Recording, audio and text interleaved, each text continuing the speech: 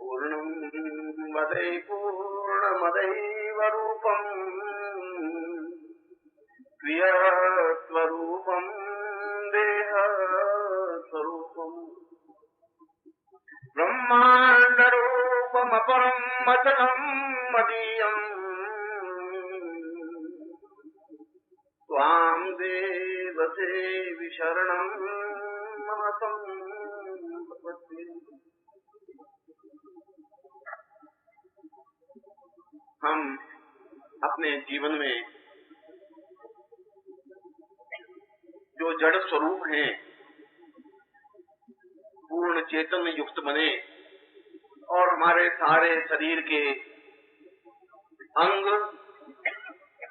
हमारे सारे शरीर की इंद्रियां और हमारे सारे शरीर के अणु परमाणु अपने आप में विकसित हों, जिससे कि हम केवल एक छोटे से क्षेत्र में ही सीमित नहीं रहे, अपितु अणुतो महीयान शब्द को पूर्णता देते हुए एक अणु से महान बनने की प्रक्रिया की ओर अग्रसर हो सकें और जीवन में कुछ ऐसा कर सकें जिसके माध्यम से हम अणु के रूप में पैदा होकर के एक महान रूप में अपने जीवन को पूर्णत्व दे सकें। ऐसा ही जगत जननी लीला विजयनी माँ जगदम्बा से मैं प्रार्थना करता हूँ, आप सबको आशीर्वाद देता हूँ कि आपके जीवन में पूर्णता।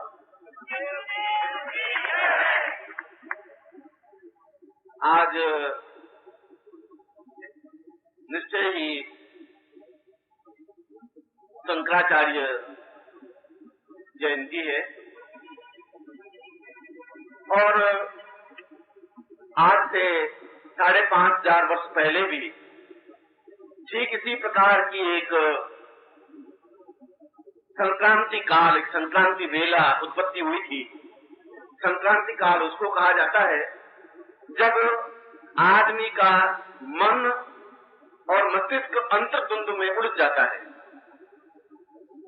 जब आदमी निर्णय नहीं कर पाता, जब आदमी किसी ढंग से सोच नहीं पाता, दो विचारधाराएं जब परस्पर मंथन करने लग जाती हैं, तब व्यक्ति अपने स्वार्थ और परमार्थ दोनों की भावनाओं से यह विचार नहीं कर पाता कि मुझे जीवन में क्या करना चाहिए, क्या नहीं करना चाहिए, क्या उचित है, क्या अनुचित है।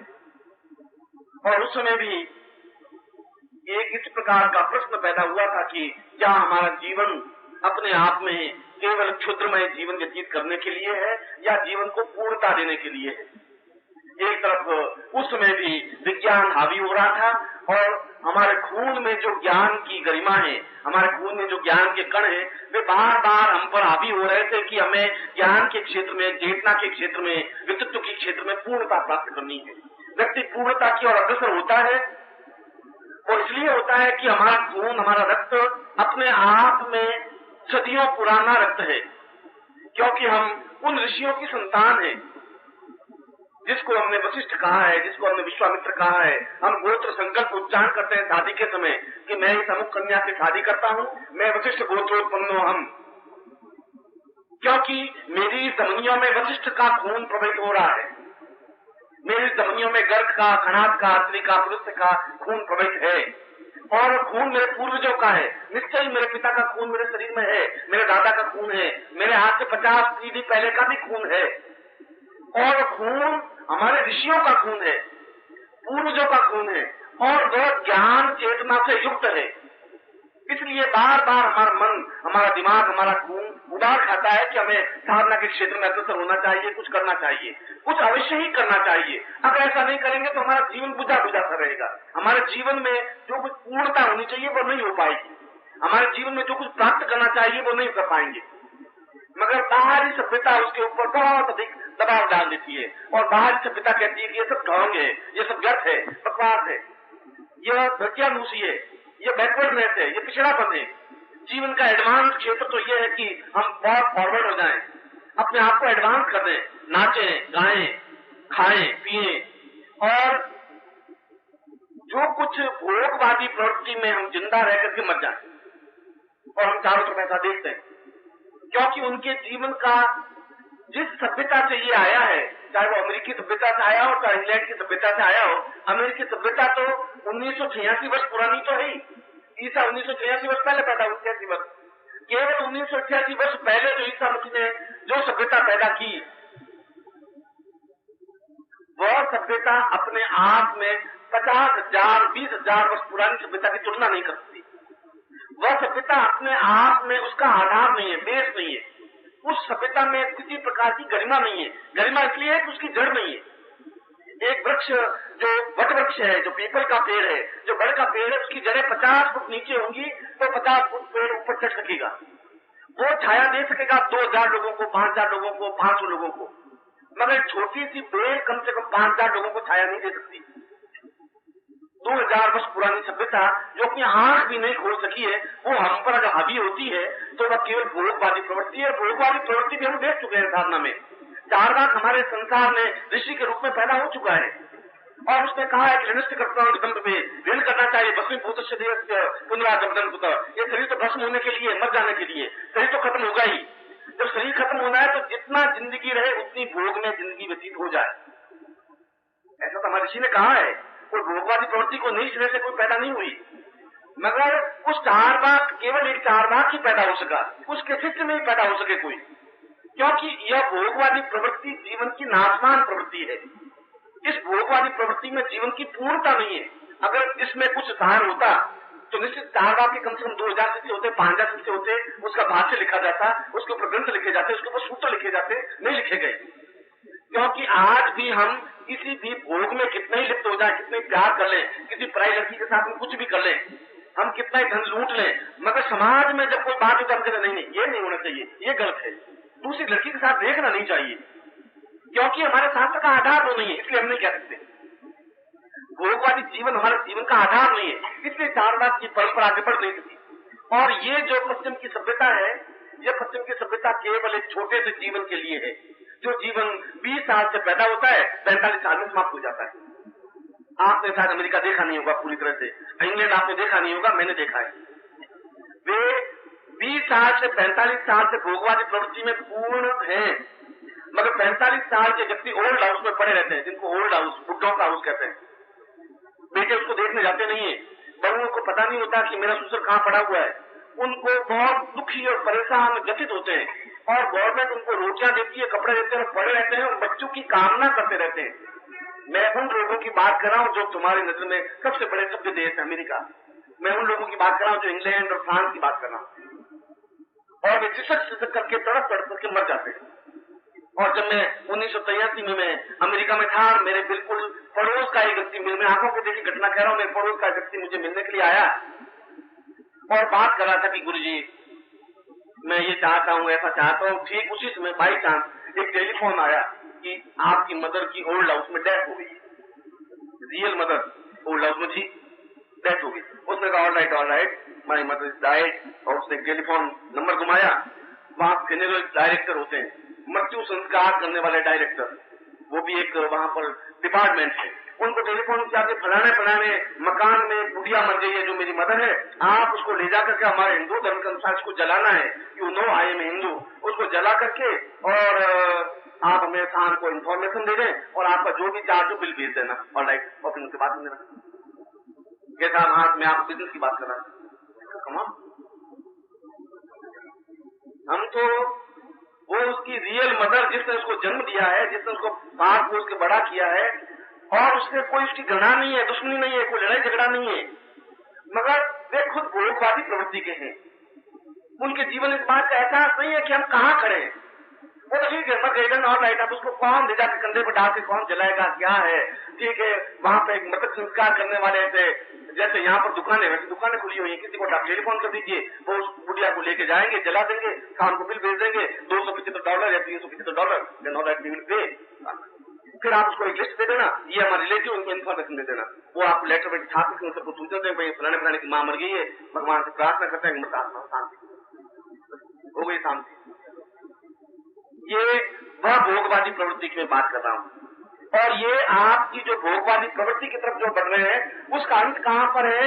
वो वहां पर है जिसको मैं आपको उदाहरण दे रहा हूँ। हमारे जीवन में भोगवादी प्रवृत्ति अपने आप में हावी नहीं रही। भोग जीवन का एक अंग रहा। धर्म, अर्थ, काम तीसरे नंबर का प्रति रहा पुरुषार्थ में। सबसे पहले धर्म रहा, अर्थ रहा, काम बाद में, उसके बाद मोक्ष की परिणति रही है। और ऐसा हम जीवन में, मैं उस शंकराचार्य के प्रारंभिक श्लोक में उन्होंने कहा कि अणु तो महियान, मैं अणु में पैदा होता हूँ, मैं अणु हूँ, इसमें कोई दो राय नहीं। व्यक्ति जब पैदा होता है तब आप उस शंकर भारती के श्लोक के अनुसार प्रत्येक व्यक्ति जब पैदा होता है तो एक कला प्रधान होता है, उसमें एक कला होती है। एक कला तो होगी, उसमें प्राण है, चेतना है, तो एक कला प्रधान है। और वह अपने कार्यों से और प्रयत्नों से, अपने तरीकों से वह आगे बढ़ता है, ज्ञान की चेतना के माध्यम से, भोग के चेतना के माध्यम से नहीं, क्योंकि भोग अपने आप में पशुओं की तरफ ले जाता है। उन पशुओं को ये पता नहीं होता कि हमारी बेटी कौन है, बहन कौन है, माँ कौन है, इस बात का कोई एहसास नहीं होता। वे तो सामने वाली किसी मादा को देखते हैं, वो चाहे बहन हो चाहे कोई है, वो अपने आप में भोग्या ही पशु मानते हैं। हमारा जीवन भी वैसा ही हो गया है। वह ये कह रहे हैं शंकर ये नहीं है, हमारे जीवन का ये उद्देश्य नहीं है। हम तो जीवन में एक कला प्रधान है। और आपको मालूम होना चाहिए कि महावीर स्वामी 8 कला प्रधान थे जब उनका शरीर शांत हुआ। बुद्ध का जब शरीर शांत हुआ 9 कला प्रधान थे। भगवान राम का जब शरीर शांत हुआ 12 कला प्रधान थे। 16 कला प्रधान केवल श्री कृष्ण थे। एक कला से 16 कला तक की परिणति अपने आप में जीवन की अणु से महान तक की यात्रा है। हम कहाँ, अणु कहाँ पर है? एक कला पर। पूर्णता कहाँ पर है? 16 कला पर पहुंचने की क्रिया पूर्णता है। अब हम बीच में कहीं पर भी रुक सकते हैं। भगवान बुद्ध के स्टेज पर रुक सकते हैं, उससे पहले के स्टेज पर रुक सकते हैं, हमारी एक कला लेकर के मर सकते हैं। और इससे पहले यदि हम जीवन में किसी गुरु के साथ में रहे और साधना के क्षेत्र में, मंत्र के क्षेत्र में, अब जीवन की पूर्ण बैकग्राउंड हमारा 16 है।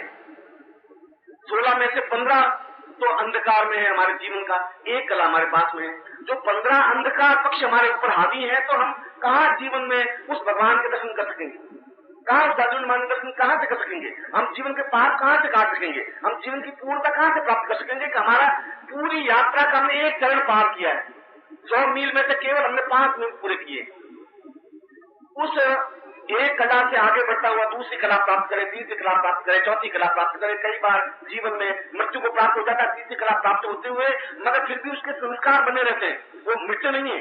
जब नया जन्म लेता है व्यक्ति, तब भी उसके बैकग्राउंड में 3 कलाएं तो होती हैं, यद्यपि उसमें वह एक कला प्रदान होता है, मगर 3 थोड़ा सा वो साधन बढ़ जाए तो जल्दी से सफलता प्राप्त कर लेता है, उस तीसरी स्टेज पर आ जाता है। कई बार ऐसा व्यक्ति 2 साल में प्रयत्न करके उस स्टेज पर आ जाता है, जो व्यक्ति 5 साल के बाद नहीं आ पाता है। मैं आपको बता रहा हूँ साधना का क्षेत्र स्तर क्या है। और व्यक्ति साधना करता हुआ चौथी कला, 5वीं कला, छठी कला, 7वीं कला, एक जन्म में ही पूरी 16 कला प्राप्त कर सकता है, यदि व्यक्तित्व में पूर्ण क्षमता है, यदि व्यक्ति को पूरा गाइडेंस है, यदि व्यक्ति को कोई ऐसा गुरु है जिसको इस बात का मालूम है कि इस व्यक्ति की कला कहाँ तक है, इसका स्टैंडर्ड क्या है। तीसरी क्लास पास है, 5वीं क्लास पास है, ये व्यक्ति मैट्रिक पास है और ये व्यक्ति बीए पास है, दोनों के चेहरे को अंतर नहीं आता। अगर मैं मान लो बीए पास करता हूँ तो मेरा चेहरा ऐसा ही, एमए कर लूंगा तभी चेहरे को अंतर नहीं आएगा, पीएचडी करूंगा तभी चेहरे को अंतर नहीं आएगा। चेहरा और शरीर तो वैसा ही रहेगा, बौद्धिक स्तर में अंतर आ जाएगा।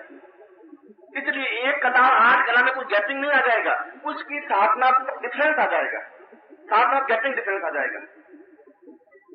और वह साधनात्मक गैपिंग डिफरेंस और उस अणु से पूर्ण परमाणु तक पहुंचने की और अणु से पूर्णता तक पहुंचने की, एक कला से 16 कला तक पहुंचने का जो रास्ता है, उस रास्ते को क्रिया योग कहा जाता है। क्रिया योग क्या है मैं आपको समझा देता हूं। और किसी ग्रंथ में यह समझाया नहीं जाएगा, किसी ग्रंथ में इस ढंग से विवेचन नहीं किया जाएगा क्रिया योग का अर्थ क्या है, क्योंकि हम निष्क्रिय हैं, हम सक्रिय नहीं है। ये जो खाना खा रहे, पी रहे, दौड़ रहे, संतान पैदा कर रहे, ये सक्रियता नहीं है, ये पशुता है। सक्रियता तो एक कला से 16 कला तक की सक्रियता है, वो रास्ता बिल्कुल एक अलग है। उस रास्ते पर बढ़ने की क्रिया और उस रास्ते पर तीव्रता से बढ़ने की क्रिया को क्रिया योग कहते हैं। हम कैसे उस रास्ते पर बढ़े। और मैंने ये कहा कि हम सक्रिय नहीं है, निष्क्रिय है।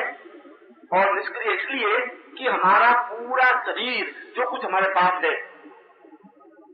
ये पूरे शरीर का वैज्ञानिकों के अनुसार, शास्त्रों के अनुसार, और यदि आप साइंटिफिक दृष्टि से देखें तो साइंटिफिक दृष्टि में साइंस टुडे एक पत्रिका निकलती है, इंग्लिश में भी निकलती है, हिंदी में भी निकलती है। इंडिया टुडे अलग, मैं साइंस टुडे की बात कर रहा हूं।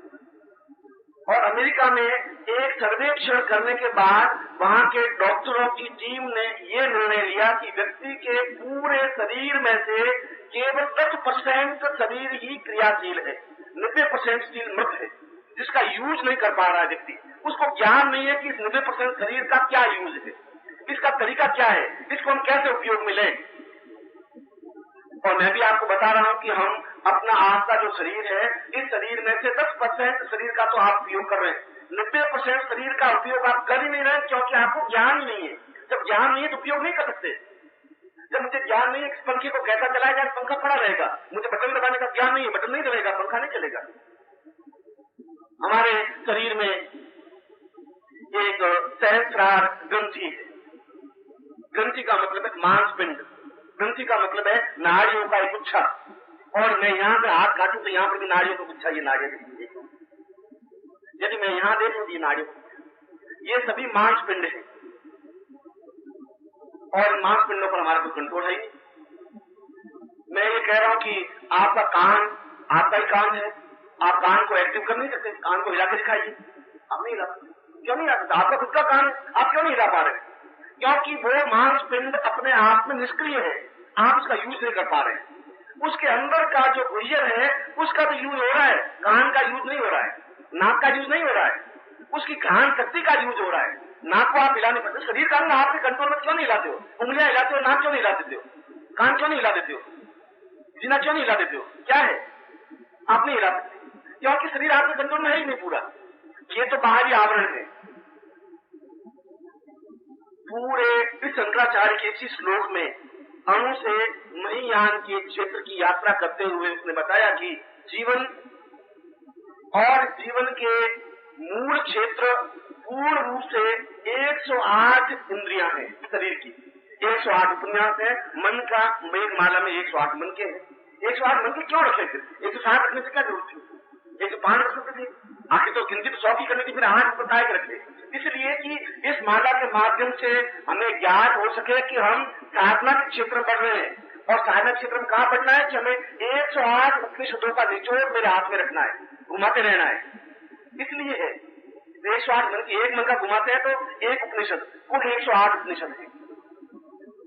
और हमारे शरीर की कुल ग्रंथियां भी 108 है। और 108 ग्रंथियों में से आपने और मैंने और दुनिया भर के लोगों ने तो कहा है कि 5 ज्ञानेंद्रियां है भैया, 5 कर्मेंद्रियां हैं। 10 तो आपको मालूम है। कर्मेंद्रियों में हाथ है, पैर है, आंखें, नाक है, कान है, बस लो, ये 5 कर्मेंद्रियां मैं मान रहा हूँ। 5 ज्ञानेंद्रियां हैं, सूंघना है, देखना है, स्पर्श करना है, अनुभव करना है, 5 ज्ञानेंद्रियां हैं। मगर वो शंकराचार्य और उससे पहले पुलस्त्य ये कह रहे हैं कि 108 ग्रंथियां हैं। 108 में से अगर 10 इंद्रियों का तुम्हें ज्ञान है तो उसके बाद 98 इंद्रियां कहां चली गई? उन 98 इंद्रियों का आपको ज्ञान नहीं। जो ज्ञान है वो मैं बता दिया, हाथ का ज्ञान है, आप हाथ हिला देते हैं, पांव का ज्ञान है, पांव हिला देते हैं, 5 कर्मेंद्रियों का ज्ञान है, 5 ज्ञानेंद्रियों का ज्ञान है, आपको ज्ञान है। मैं मानू आपको ज्ञान है, मगर मैंने आपको पहले ही बताया कि केवल 10% ज्ञान है, 98 इंद्रियों के बारे में आपको जानकारी नहीं है। जब जानकारी नहीं है तो आप उसका उपयोग कर नहीं सकते। जब उपयोग नहीं कर सकते तो पैदा होते हैं, मर जाते हैं। अब आपको ये मालूम नहीं कि मुझे पैदा तो मैं हो गया, पहुंचना कहां पर है? तो ज्ञात नहीं है। और ज्ञात इसलिए नहीं, कोई गुरु ही नहीं है जो आपको समझा सके कि भाई तुम्हें यहां पहुंचना है। और गुरु इसलिए नहीं कि गुरु को खुद को बेचारे को मालूम नहीं, वो खुद 5 ज्ञानेंद्रियां 5 ज्ञानेंद्रियां लिए बैठे हैं। बच्चा राम राम बोलो, सदा सत्य बोलो। अब उस राम राम बोल दो, सदा सत्य बोलो से तो उस यात्रा का पूर्णता नहीं प्राप्त कर सकते।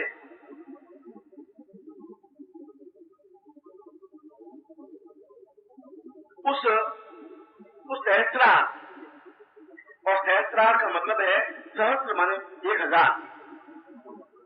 उस 1000 नाड़ियों से मिलकर के जो गुच्छा बना है वह सहस्रार है। जहाँ 1000, अगर आपने चित्र देखा हो तो ऊपर एक मधुमक्खियों का छत्ते की तरह, जैसे मधुमक्खियों का छत्ता हो, और मधुमक्खियों का छत्ता हमारे शरीर में सिर पर है, हमें ज्ञान नहीं है। मैं तो खुद कह रहा हूं कि आपको ज्ञान नहीं है कि आपका मन कहां पर है, आपको खुद को ज्ञान नहीं है। दिल तो है, हार्ट तो है, लेफ्ट साइड में पड़ा है, और उसको काट करके और वापस निकाल भी देते हैं, दूसरा आरोपण भी कर लेते हैं। यहाँ पे तो साइंस पहुंच गई, मगर मेरा मन कहता है कि गर्मी बहुत है, आज मेरा मन कह रहा है कि मैं थोड़ा बगीचे में घूम के आऊं। दिल नहीं कह रहा है, दिल तो दूसरी चीज होगी। हृदय का काम धड़कना है, शरीर को जिंदा रखना है। मन का काम है कि ये मुझे अच्छा लगता है, मेरा मन इससे बात करने को हो रहा है। और मैं पूछ रहा हूँ डॉक्टरों को, ये मन कहाँ पर है पूरे शरीर में, निकाल के दिखाइए तो सही। उंगली तो बता देते हैं, पांव बता देते हैं, मन कहाँ है? उनका नो नो नो, मन इज नथिंग, मन तो है ही नहीं।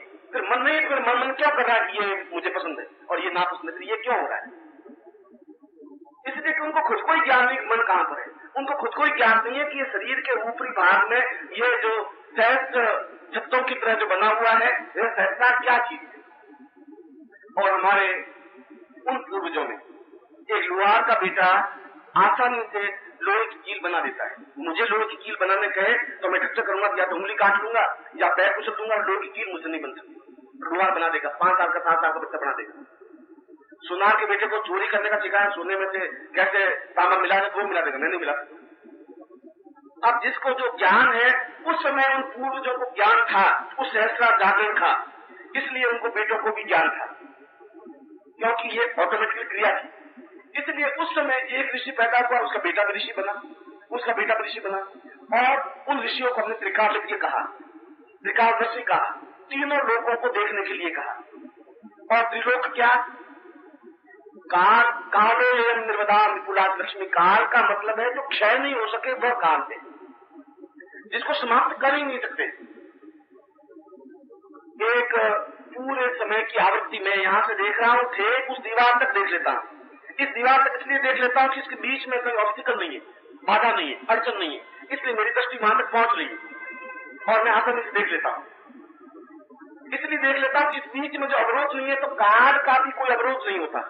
समय अपने आप में कालो एवं, काल अपने आप में पूर्ण एक इकाई है, उसके टुकड़े नहीं कर सकते, काल के टुकड़े नहीं हो सकते, हवा के टुकड़े नहीं हो सकते।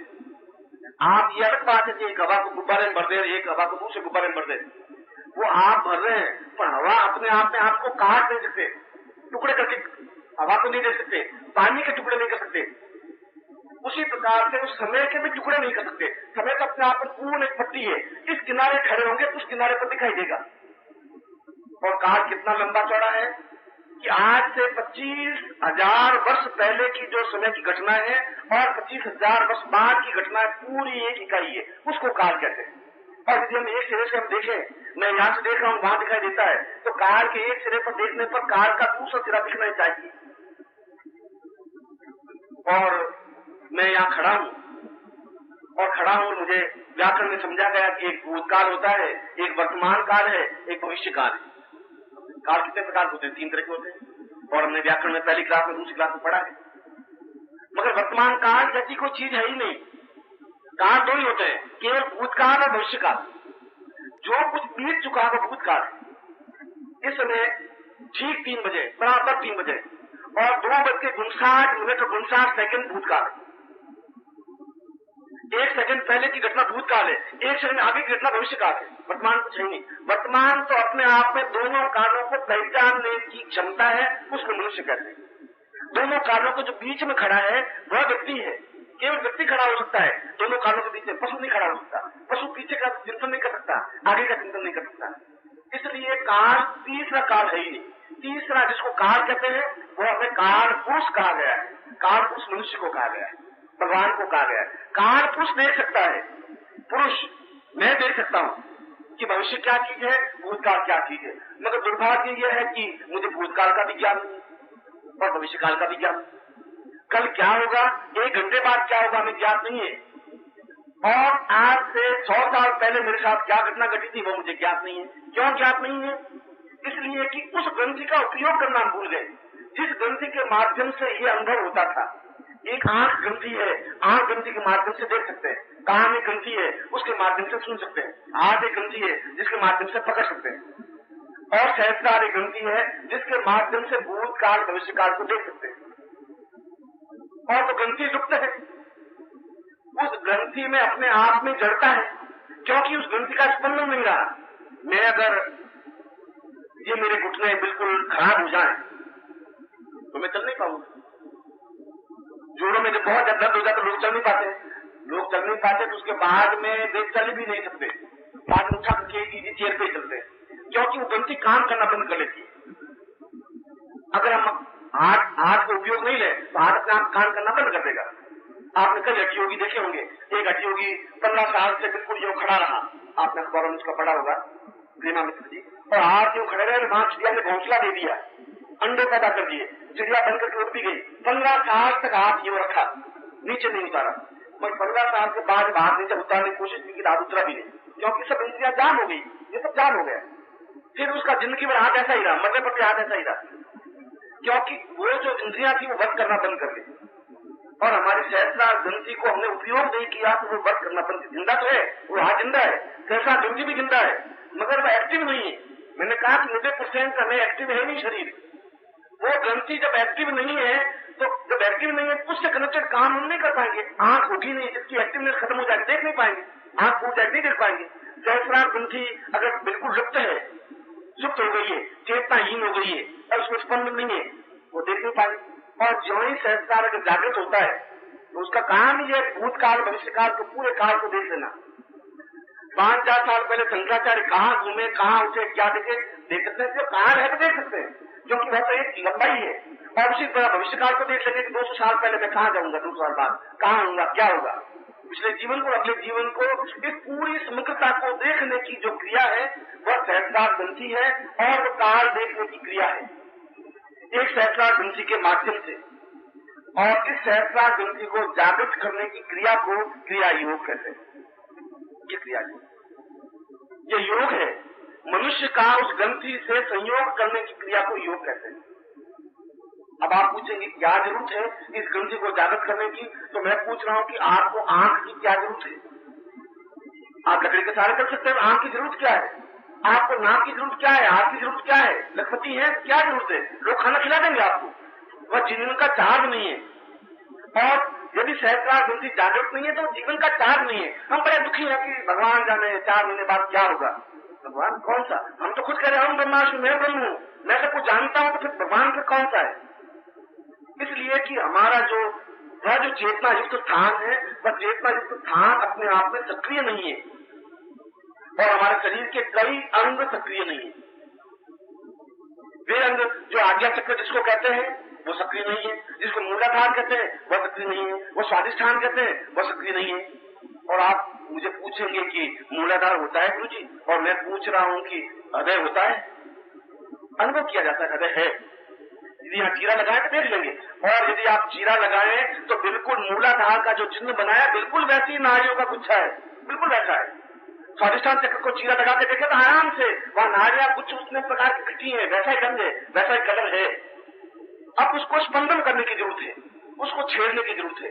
जब उसको छेड़ेंगे तो इंद्रिया अपना जागृत होगी, और जब जागृत होगी तो उसका जो एक्टिवनेस है वो अपना आप काम होने लग जाएगा। एकदम से आदमी को वैसा होगा, ये क्या पिछले जीवन में तो ये था, उससे पिछले जीवन में ये था, 3 साल जीवन में ये था, 100 साल पहले में ये था, ये कृष्ण खड़ा है, ये गीता है, द्वारिका है, ये ऐसा क्या देख रहा हूं मैं? भविष्यकाल में ये घटनाएं घटेंगी। इन सारी घटनाओं को त्रिकाल दर्शिता कहते हैं। एक दर्शित में हुई त्रिकाल, एक काल पिछला, भूतकाल पूरा, एक भविष्यकाल। इन तीनों को देखने को मैं काल पुरुष अपने आप में सिद्ध होगा। ये सारी एक्टिविटी को हिंदी में क्रिया कहते हैं, और इन क्रिया को मनुष्य से जोड़ने की क्रिया को क्रिया योग कहते हैं। इसलिए कि क्रिया योग के माध्यम से हम उस एक कला से सीधी छलांग लगाकर 5 कला पर पहुंच जाएंगे। दूसरी कला पर रुकने की जरूरत नहीं, तीसरी कला पर रुकने की जरूरत नहीं। क्रिया योग सिद्ध होने का मतलब है आप 5वीं कला पर हैं जीवन की। जो क्रिया योग सिद्ध है वो 5वीं कला पर सिद्ध है, 16वीं कला पर बहुत दूर है। मगर अगर आप 5वीं कला पर जाना चाहें तो आपको क्रिया योग की रास्ता तो बड़ी है। यदि आपको मुंबई जाना होगा तो रास्ता महाराज जंक्शन होकर के लिए, यहाँ से गाड़ी महाराज जंक्शन जाएगी, महाराज जंक्शन से आबू होते हुए मुंबई पहुंचेंगे, या दूसरा रास्ता बिलड़ी होकर जाएंगे, दिल्ली होकर नहीं जा सकते। यदि आपको 16 कला पर जाना तो रास्ता यही है, क्रिया योग जाने के माध्यम से। और इसके माध्यम से जब जाएंगे तो अपने आप में जीवन की पूर्णता प्राप्त हो पाएगी। और प्रश्न है कि ये जो इतना महात्मा गांधी ने भी स्वामी योगानंद जी से प्रार्थना की, महात्मा गांधी जैसा बहुत ही व्यस्त व्यक्तित्व, बहुत काम, उसने भी योगानंद जी से और कोई इच्छा नहीं की। उसने कहा कि यदि आप प्रसन्न हैं, यदि एक योगी की आत्मकथा यदि आपने किताब पढ़ी हो योगानंद की, उसमें कहा, गांधी ने कहा, यदि आप प्रसन्न हैं तो कृपया मुझे क्रिया योग सिखा दीजिए।